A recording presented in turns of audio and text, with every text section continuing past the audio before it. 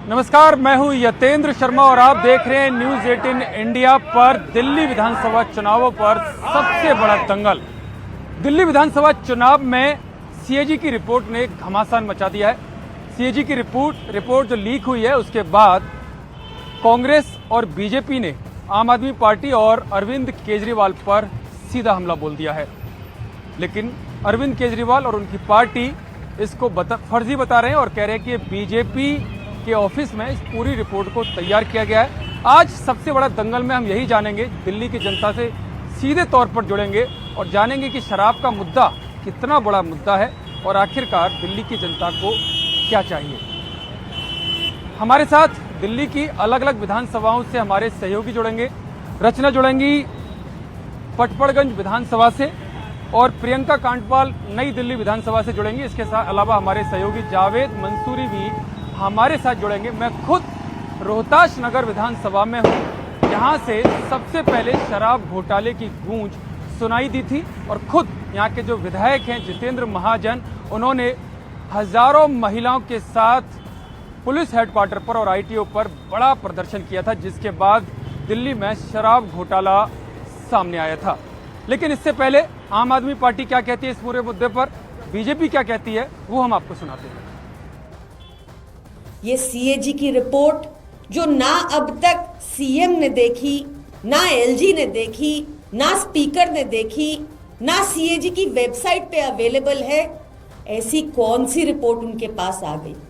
ये वही कागज है जो भाजपा अपने दफ्तर में मैन्युफैक्चर करती है।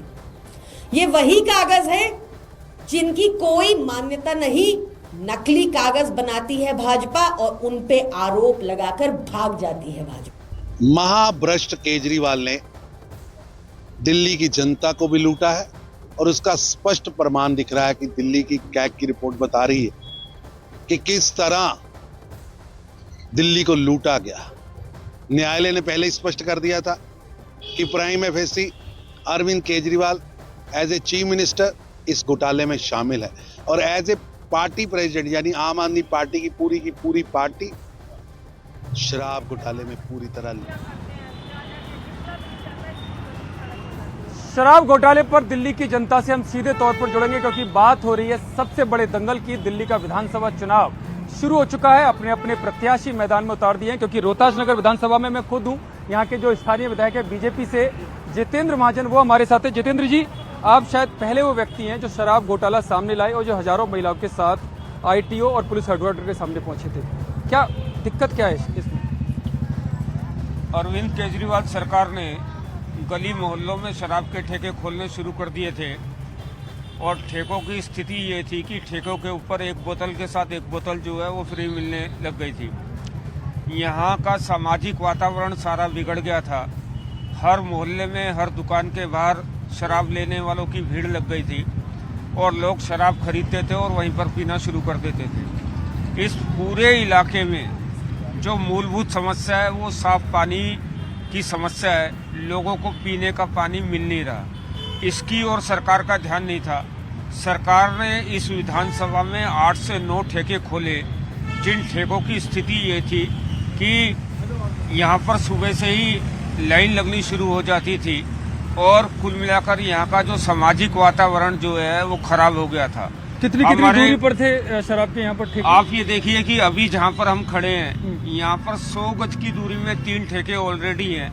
चौथा केवल 100 गज में 3 ठेके? 100 गज में 3 ठेके हैं और चौथा ठेका जो है वो खोलने की तैयारी कर रहे हैं। तो सरकार का रेवेन्यू बढ़ रहा है इससे? तो सरकार का रिवेन्यू बढ़ रहा है, मगर रिवेन्यू बढ़ाने के नाम पर दिल्ली सरकार यहाँ का जो सामाजिक वातावरण है, यहाँ महिलाओं की सुरक्षा का विषय है, बच्चों की सुरक्षा का विषय है और उससे खिलवाड़ कर रही है। और आप ये देखिए कि लोग यहीं शराब खरीदते हैं और यहीं पर शराब पीनी शुरू कर देते हैं और आती जाती महिलाओं के साथ छेड़छाड़ करते हैं। तो ये वो क्षेत्र है जहाँ से हजारों महिलाओं ने इस शराब नीति के खिलाफ आवाज उठाई और आखिर में ये हुआ कि केजरीवाल सरकार का घोटाला सामने आया और सरकार को शराब के ठेके बंद करने पड़े। महिलाओं की मैं बात करूं जी, मगर सरकार अभी भी बाज नहीं आई है और सरकार जो है वो सरकारी ठेके खोलने के नाम पर ये आबादी के बीच में शराब के ठेके खोल रही है। हमारा ये मानना है कि शराब की दुकानें आबादी से बाहर होनी चाहिए, रेजिडेंशियल इलाकों में नहीं होनी चाहिए, और रेजिडेंशियल इलाके में जितनी भी शराब की दुकानें हैं वो सारी की सारी बंद करनी चाहिए। महिलाओं की दृष्टि से देखें तो क्या नुकसान हो रहा है यहाँ पर? महिलाओं क्या की परेशानी दृष्टि है? से देखें तो ये नुकसान हो रहा है, ना तो शाम को हम यहाँ निकल आ जा सकते हैं, ना यहाँ की जो महिलाएं कारीगर हैं ना वो काम कर सकती, वो जल्दी जल्दी अपने घर को भागती हैं। यहाँ हमारा इंस्टीट्यूट है, पढ़ाते हैं, शाम के बैच में लड़कियों ने आना बंद कर दिया। उनके माँ बाप कहते हैं कि हमें निर्भया जैसा केस नहीं बनाना, क्योंकि सामने इतनी गाली गलौज, इतनी उल्टियाँ, इतनी गंदगी, आपका निकलना मुश्किल हो सकता है। आपका निकलना मुश्किल हो रहा है। आप बताइए दादी। हम हाउसवाइफ हैं, लेकिन हम जब भी यहाँ से हमें दाल सब्जी या घर का कोई भी सामान लेने के लिए निकलना पड़ता है तो लोग यहाँ से पी पी के इतनी गालियाँ देते हैं, इतनी निकला नहीं जाता, सारा रास्ता बंद हो जाता है। दिन निकलते ही यहाँ लाइन लग जाती है। जब पहले ही 3 हैं यहाँ पर शराब के ठेके, तो चौथा और खोलने की क्या जरूरत है?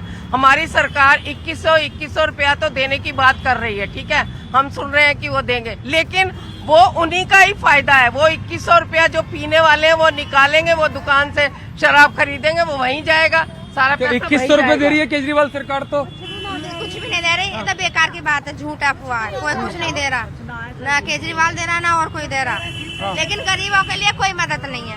ये बच्चे नशे करते हैं, सुबह आते ही यहाँ पे लाइन लग जाती है, दारू की, रोजगार है नहीं, बच्चे रोजगार नहीं है, नशा लगातार बढ़ रहा है। हमारे साथ हमारे सहयोगी अलग अलग विधानसभा क्षेत्रों से जुड़े हुए हैं। मैं रचना सबसे पहले आपके पास आना चाहूंगा। पटपड़गंज विधानसभा में आप हैं, तो क्या तस्वीरें वहाँ की, और वहाँ की महिलाओं का क्या कहना है कि जो शराब के ठेके वहाँ पर जो खुल रहे हैं उसके बाद क्या स्थिति है वहाँ पर?